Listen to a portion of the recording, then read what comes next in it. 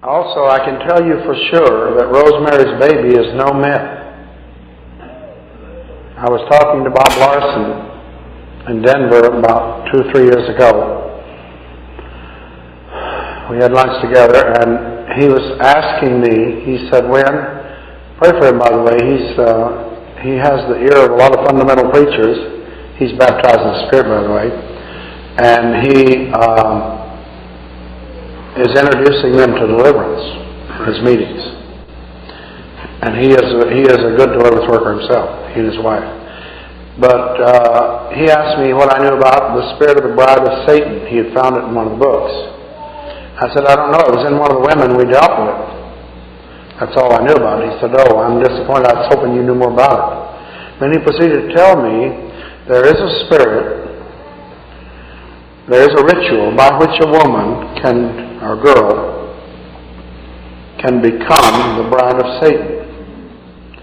She goes through quite a rigmarole in Satanism and becomes the bride of Satan. When that happens, there's a supernatural copulation that takes place, and she will be impregnated.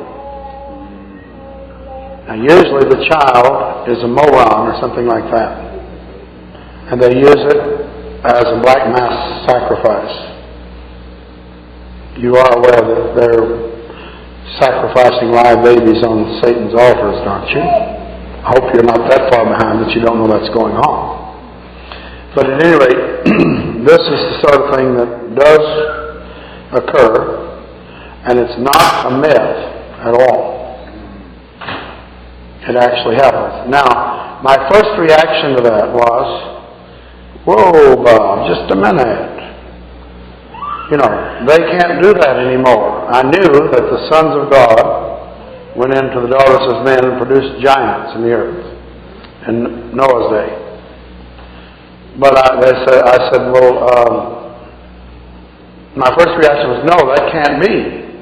Because I had studied in school that now those angels were taken out of business and that could never happen again. And I thought, wait a minute, where did I learn that? Oh, yeah. That was the folks who also said tongues had passed away. They were mistaken about that. They could well be mistaken about this too. Because here sat a man who had been dealing with a woman who had gone through this thing. Now she had been in this, and he and his wife had been fasting and praying for this girl, and they couldn't break the demonic holds on her. They'd gotten a lot of deliverance, but they couldn't break the spirit of the bride of Satan. It kept hanging in there. And they began to fast and pray to see if they could break this thing. And the Lord spoke to Bob and told him, he said, Lord, why isn't she getting free? And the Lord spoke to him and said, Bob, because you and Kathy have been faithful, because you're fasting and praying, he said, I am going to spare this girl until she's saved. No.